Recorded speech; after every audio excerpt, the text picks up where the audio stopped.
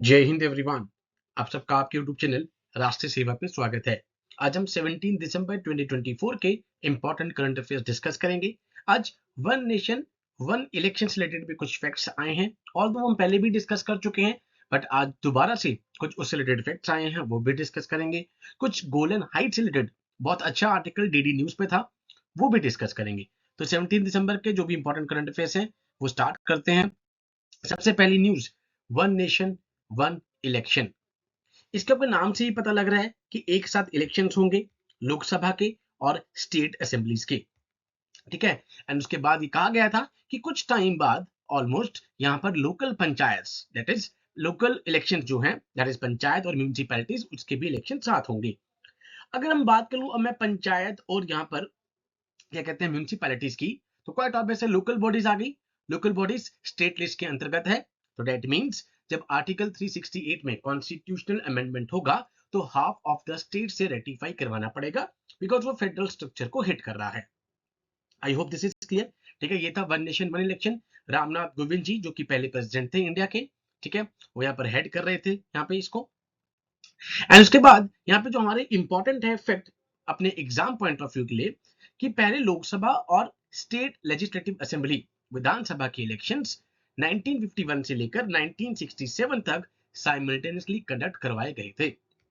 ये सबसे important fact है जो आपके एग्जाम से रिलेटेड है। ठीक है, कि 67 तक यहाँ पर साइमल्टेनियस इलेक्शन हो रहे थे। सबसे पहले इलेक्शन 1951-52 में हुए, a practice that continued for 3 subsequent general elections, 57, 62, 67। तो ये चीज आपको पता हो कि 51 से 67। एंड अब ये कहा जा रहा है कि जो नेक्स्ट इलेक्शंस 2029 के इलेक्शंस हैं, उस टाइम पर साथ में ही स्टेट असेंबलीज के और लोकसभा के इलेक्शंस कंडक्ट करवाए जाएं।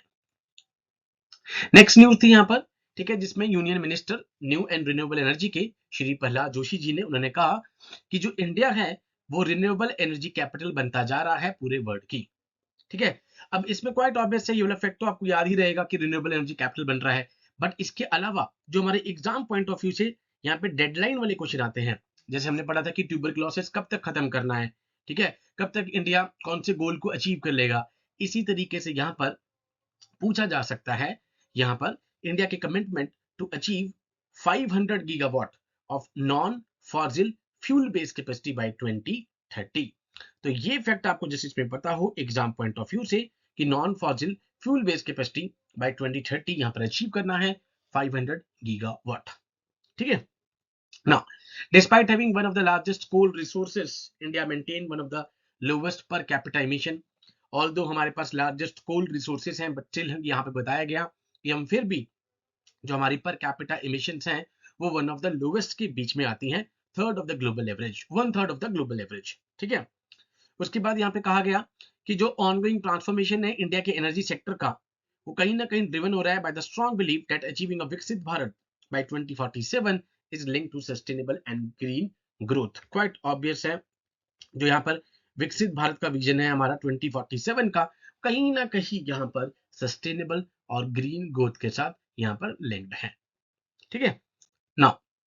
नेक्स्ट हमारे पास थी दैट इज पीएम यशस्वी। पहले भी हम डिस्कस कर चुके हैं, मिनिस्ट्री ऑफ सोशल जस्टिस और एम्पावरमेंट की मिनिस्ट्री यहाँ पर है, इसकी नोडल मिनिस्ट्री है।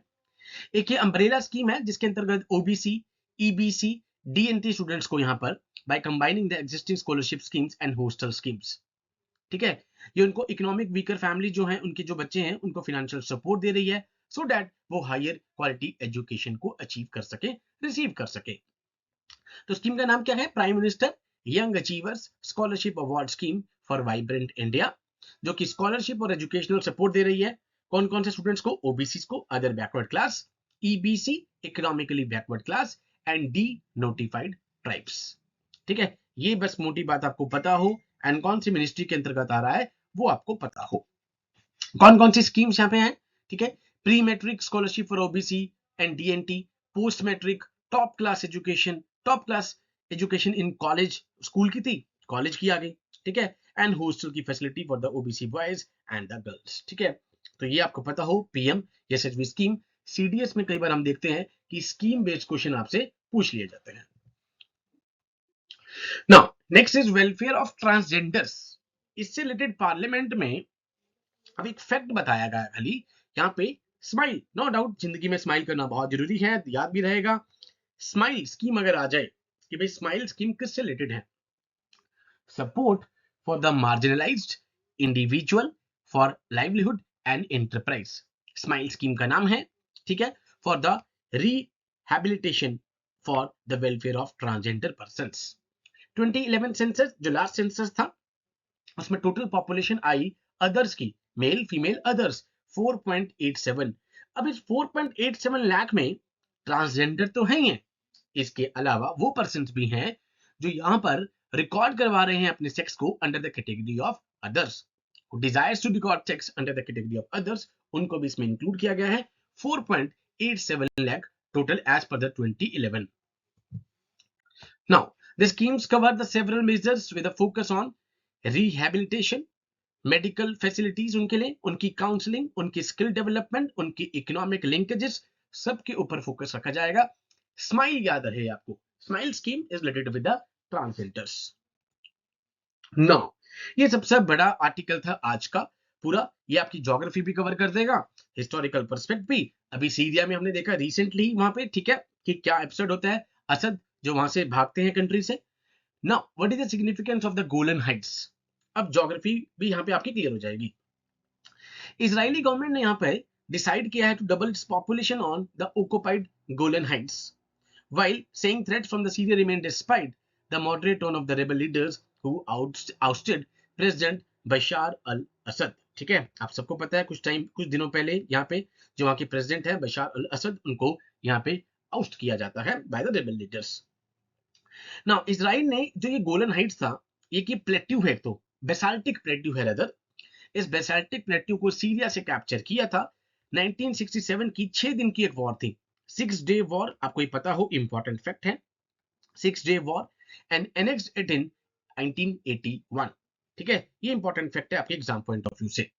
अब ये ऑलमोस्ट 1200 स्क्वायर किलोमीटर का है गोलन हाइट, जो कि एक फर्टाइल और स्ट्रैटेजिक प्लेट्यू है, एक बेसाल्टिक प्लेट्यू है, ठीक है, that overlooks the Israel's Galilee region as well as the Lebanon and borders the Jordan.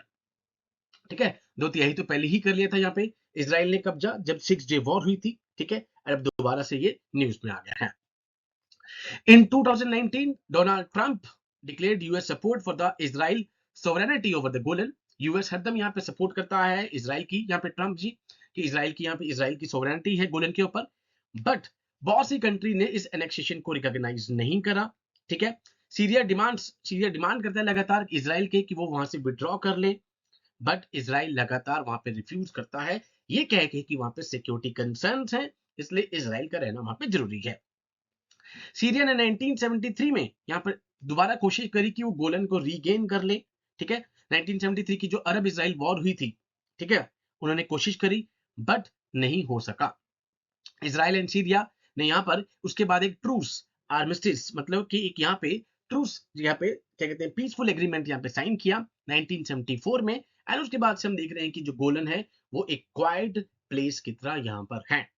ठीक है, तो ये आपको पता हो, 6 डे वॉर वेरी इंपॉर्टेंट। उसके बाद लगातार यहाँ पे इजराइल और सीरिया की पीसफुल एग्रीमेंट्स चल रहे हैं, बट नेगोशिएशन हरदम कोलैप्स होते हैं। ठीक है, नेतन्याहू ने यहाँ पे यहाँ पे संडे को कहा कि उन्होंने ट्रम्प जी से बात करी है, जो कि 20 जनवरी को यहाँ पर आ रहे हैं। ठीक है, next, that is president of USA. Israeli leader said his country had no interest in conflict with Syria. Israel यहाँ पे क्लियर कर रहा है कि उनका सीरिया के साथ कॉन्फ्लिक्ट करने का कोई भी यहाँ पे इंटरेस्ट नहीं है। Now why does Israel want the Golan, Golan को क्यों चाहते हैं वो? नंबर 1 तो उन्होंने सिक्योरिटी कंसर्न दिए हैं, ठीक है, वो लगातार देते आए हैं। Israel said earlier in Syria's more than decade long civil war that it demonstrated the need to keep Plateau as a buffer zone। वो चाहते हैं कि इसको बफर जोन की तरह रखा जाए between the Israeli towns and the instability of its neighbor। जो आसपास के नेबर्स जहां पे इंस्टेबिलिटी है और जो इजराइल की टाउन है, इसके बीच में इस बेसाल्टिक प्लेट्यू को बफर जोन की तरह यहाँ पे रखा जाए। सिक्योरिटी कंसर्न्स इजराइल ने दिखाए हैं।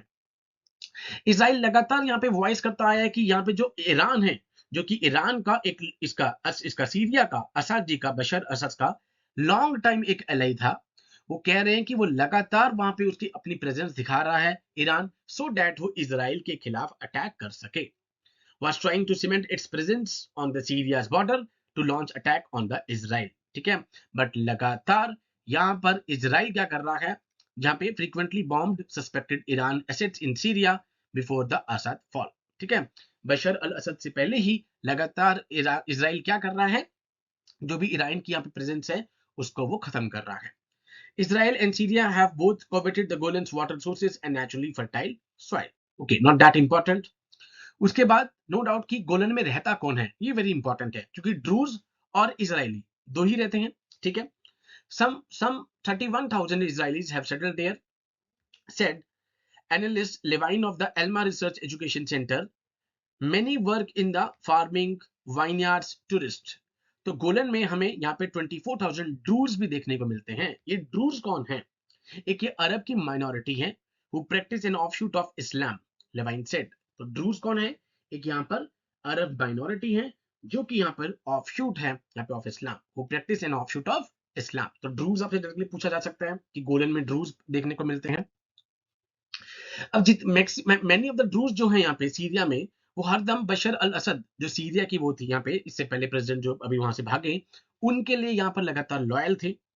Many families have member on both the sides of demarcation line. ठीक है, इजराइल गेव द ड्रूजन, जब एनेक्स किया था गोलन को 6 डे वॉर के बाद, इजराइल ने यहाँ पे ड्रूज को ऑप्शन दिया था सिटीजनशिप का. ठीक है, बट मैक्सिमम ने रिजेक्ट कर दिया और वो अपने आप को सीरियन की तरह यहाँ पर आइडेंटिफाई करते हैं. ठीक है, इंपॉर्टेंट है ये भी, ड्रूज पता हो इजरायली रह रहे हैं. Who control the Syrian side of the Golan? Not that important still. Before the outbreak of 2011, जो चल रहा था लगातार civil war, there was uneasy standoff. But in 2014, anti-government Islamist rebel overran the Quintera province on the Syrian side. ठीक है, Islamist rebels ने जो यहाँ पे सीरिया के साइड पे क्विंटेरा प्रोविंस था उसको ओवररन किया. Rebels forced the Ashad Bashar to withdraw. उन्होंने लगातार यहाँ पे बशर असद को की फोर्सेस को यहाँ पे विड्रॉ करने के लिए बोला, and turn on the UN forces in the area, and UN forces को यहाँ पे लाने की कोशिश करी, forcing them to pull back from some of their positions. Okay, ठीक है, उसके बाद लगातार रेबल्स के कंट्रोल में रहा ये 2018 तक. उसके बाद when the Assad forces return to the largely ruined city of Quneitra and surrounding areas following a Russian backed offensive and deal that allowed rebels to withdraw, rebels को वहां से जाना पड़ा. Now what separates the two sides, जैसे एक buffer zone है, जैसे हमने देखा कि नो मैंस एग्रीमेंट, ठीक है, इंडिया और यहाँ पे पाकिस्तान का सियाचिन के लिए हुआ है हाईएस्ट बैटलफील्ड, ऐसे कुछ आपको यहाँ पे देखने को मिलेगा कि इजराइल और सीरिया आर्मी के बीच में एक 400 स्क्वायर किलोमीटर, ठीक है, एक एरिया ऑफ सेपरेशन है जिसको डी मिलिटराइज जोन कहा जाता है, जिसमें दोनों कंट्रीज की आर्म्ड फोर्सेस परमिटेड नहीं है under the cease fire agreement. ठीक है, तो ये 400 स्क्वायर किलोमीटर का एक ये एरिया ऑफ सेपरेशन है जिसमें दोनों कंट्रीज की आर्म्ड फोर्सेस को परमिटेड नहीं है, यहां पर अलाउ है. ठीक है, okay, the separation of forces agreement 1974, ठीक है, यहां पे दो लाइनें क्रिएट कर गई. एक करी गई अल्फा लाइन, ठीक है, alpha line to the west of the area of separation behind which the Israeli forces must remain. भाई एक अल्फा लाइन क्रिएट करी गई जिससे पीछे वेस्ट में इजरायली फोर्सेस को कहा गया आप वहां तक रहेंगे. एक ब्रेवो लाइन करी गई to the east behind which the Syrian military forces must remain. 31 मई 1974 को ये सेपरेशन ऑफ फोर्सेस एग्रीमेंट आता है. Almost extending 25 kilometers beyond the area of separation on the both sides is the area of limitation, in which there are restrictions on the number of troops and the kind of weapons that both can have. एक तो हो गया area of separation, ठीक है, जिसकी alpha line हमने कर ली और ब्रेवो लाइन कर ली. अब हमारे पास आ गया एरिया ऑफ लिमिटेशन जहां पे रिस्ट्रिक्शंस लगाई गई हैं ऑलमोस्ट 25 किलोमीटर का, कि कितने ट्रूप्स रहेंगे, किस तरह के वेपन्स रखेंगे वो, ठीक है, इन सब के ऊपर रिस्ट्रिक्शंस लगा रखी हैं. Now what has happened since the Assad ouster? Netanyahu government लगातार यहाँ पे अप्रूव कर रही है ऑलमोस्ट यहाँ पर 40 मिलियन शिकल यहाँ पे करेंसी है उनकी, ठीक है, और plan on Sunday to encourage demographic growth की तरफ इनकरेज करने के लिए लगातार नेतन्याहू गवर्नमेंट यहाँ पे कुछ ना कुछ पैसे 400 मिलियन शिकल यहाँ पे अप्रूव किए हैं. यहाँ पे Netanyahu submitted the plan to the government in the light of the war and the new front facing the Syria and out of desire to double the population. गोलन में कहीं ना कहीं वो डेमोग्राफिक ग्रोथ को इनकरेज करना चाहते हैं.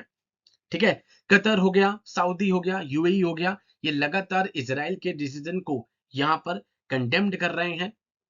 ठीक है। और द यूएई ने यहाँ पे थोड़े से नॉर्मलाइज किए थे रिलेशनशिप अपने इजराइल के साथ। उन्होंने भी इसको कहा गया है कि ये एक डेलिब्रेट एफर्ट है अपने यहाँ पर ऑक्यूपेशन को एक्सपेंड करने का। ठीक है। तो ये सारे गोलन हाइट्स की लोकेशन हो गई। उसके बाद 6 डे वॉर हो गया। ये आपके एग्जाम पॉइंट ऑफ व्यू से इंपॉर्टेंट है। एट प्रेजेंट आपको पता है Syria de facto leader Ahmed al Sharaa said on Saturday the Israel was using false pretext to justify its attack on Syria, but he was not interested in engaging in new conflicts. वो चाहते नहीं है कि new conflict हो दोनों countries के बीच में।